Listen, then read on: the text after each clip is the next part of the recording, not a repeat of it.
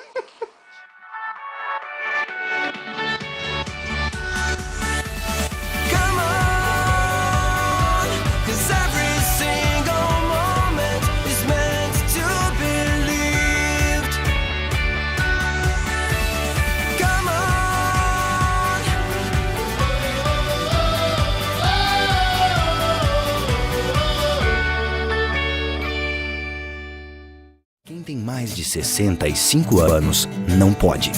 Quem tem menos de 18 anos não pode. Mulheres grávidas não podem. Diabéticos não podem. Quem já teve hepatite não pode. Quem tem tatuagem recente não pode. E você, qual o seu motivo para continuar de braços cruzados e não ir doar sangue? Seja um doador. Uma campanha do Banco de Sangue do HPS.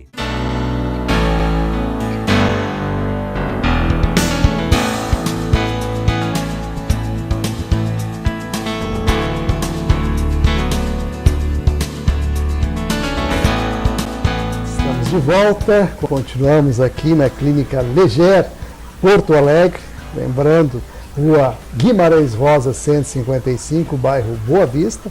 E agora, com a grata satisfação, estamos recebendo aqui a doutora Suíra Alvarez, que vai falar aqui sobre uma série de procedimentos e tratamentos dentro da sua área de atuação. Vamos começar aí pelo lifting facial, que é algo que está aí na atualidade, com muita procura, e evidentemente ela vai nos explicar cada um desses detalhes. Tudo bom? Tudo bem, tudo certo. Satisfação recebê-la dentro do nosso programa, trazendo aqui evidentemente algo que vai esclarecer com certeza o público que está ali do outro lado, e como eu dizia, a questão do lifting facial no caso, casos são indicados, doutora Suíra? O lifting facial ou a cirurgia de rejuvenescimento facial são indicados para aqueles casos onde já existe uma flacidez cutânea da pele, um envelhecimento, uma queixa de envelhecimento da paciente, onde outros tratamentos menos invasivos, sejam eles peelings, lasers, não atingem um resultado ideal. Então, o lifting vem como uma cirurgia mais invasiva para trazer essa juventude novamente, né? Restabelecer o que nós perdemos com o tempo, com a flacidez dos tecidos da face. Bom, sem dúvida, é interessante a gente poder colocar dessa forma aqui, que a senhora dá uma explicação bem apropriada com relação à sua aplicabilidade. E a questão da idade, existe alguma idade ideal para realizá-lo? Nós costumamos orientar o paciente que a idade, a partir dos 45 anos, eu diria 50 anos, uma idade padrão, ideal atualmente para essa cirurgia. Isso nós avaliamos da seguinte forma: Hoje, na atualidade, existem vários tratamentos complementares que retardam a cirurgia facial, né? Então, a procura por procedimentos menos invasivos é notória. E o tratamento com laser, um tratamento da pele, da tez da paciente, retarda muito essa cirurgia. Então, eu diria que hoje, a partir dos 50 anos, seria o ideal, né? Que a cirurgia entraria como um complemento fantástico nesse resultado. E como é feito esse procedimento?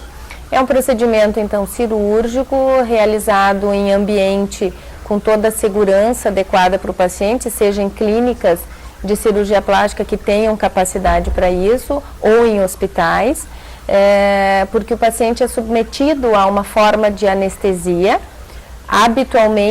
normalmente uma anestesia local com uma sedação profunda, onde o paciente não vai ter consciência do que está acontecendo e de uma maneira confortável, tanto para o paciente quanto para o cirurgião.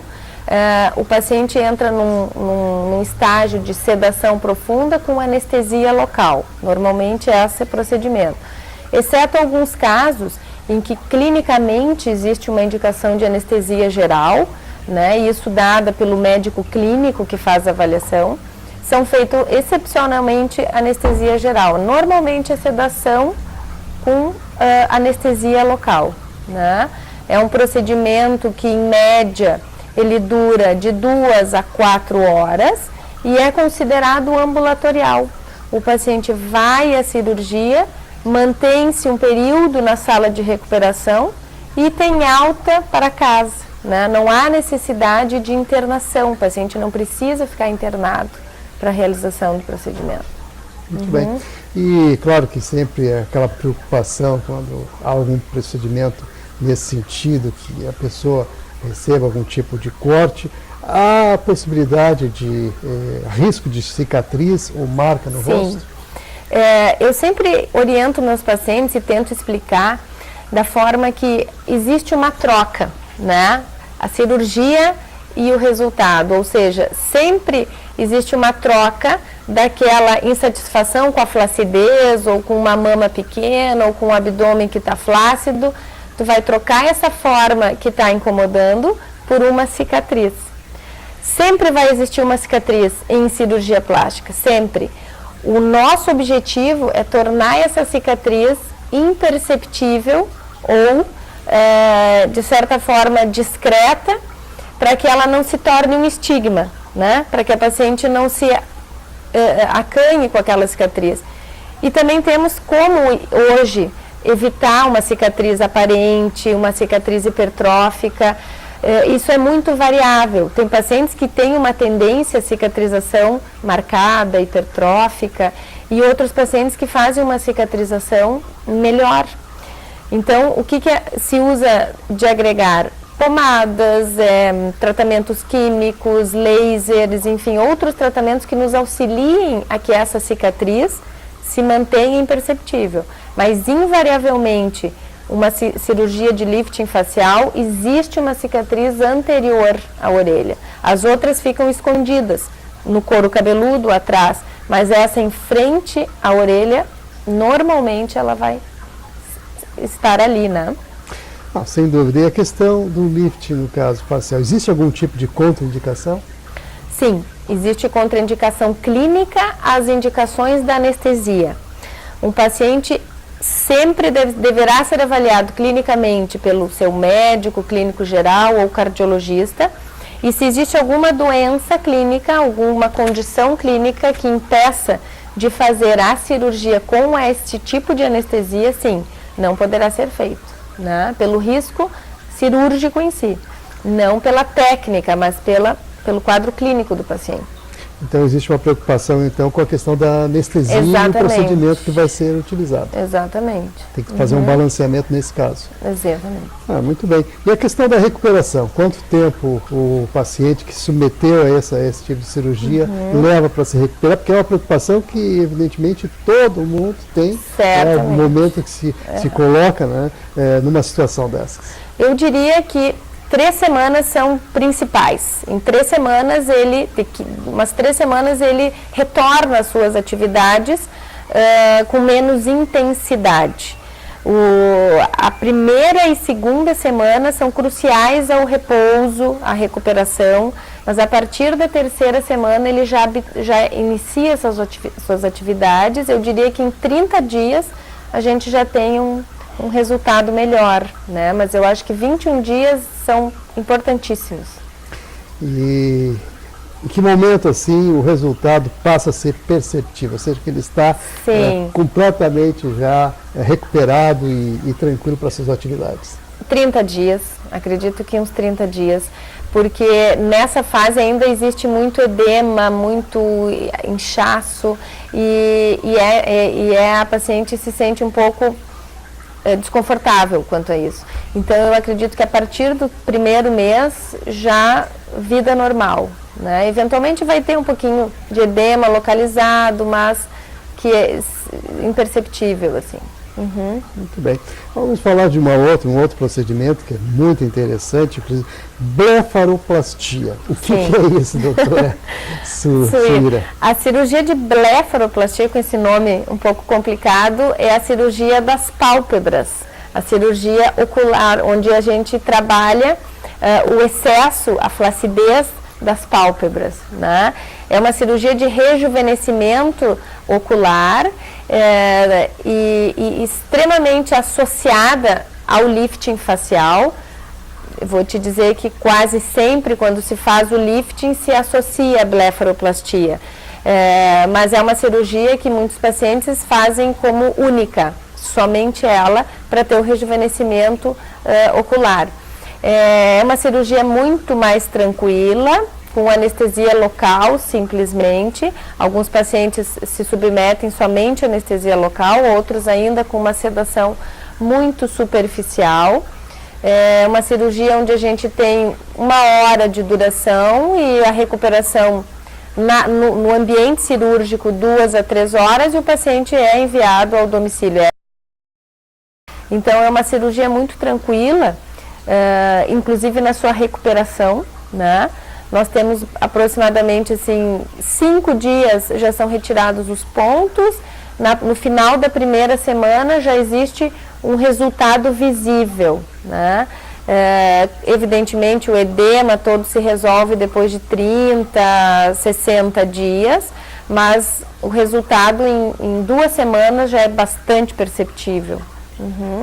E esse, na verdade, essa é uma atuação complementar à questão do lifting, no caso facial. Exatamente, ela é bastante complementar ao lifting, mas existe uma procura bastante grande também, somente nessa cirurgia. O paciente, às vezes, queixa que tem muita ruguinha, que a pele do olho de cima já está sobrando, mas ainda não está a ponto de fazer uma cirurgia extensa como a lifting facial.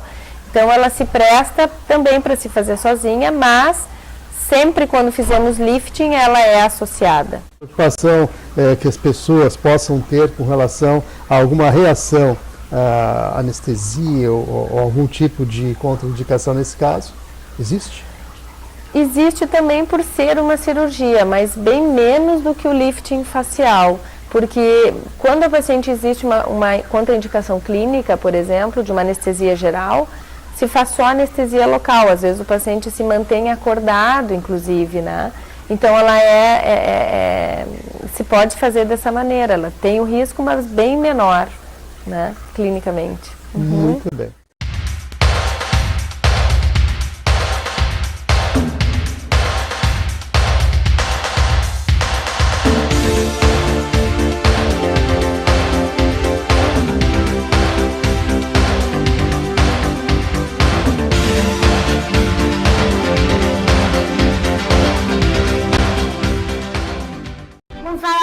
Um assunto muito sério que é a água. A água é muito importante para a vida da gente. Para tomar banho, a gente passa o sabão primeiro e depois liga a torneira e tira o sabão. Ai, que cheiroso. Faz chuveiro. Não é para jogar água para lá, nem brincar, nem dançar. Todo mundo tem que cuidar do planeta.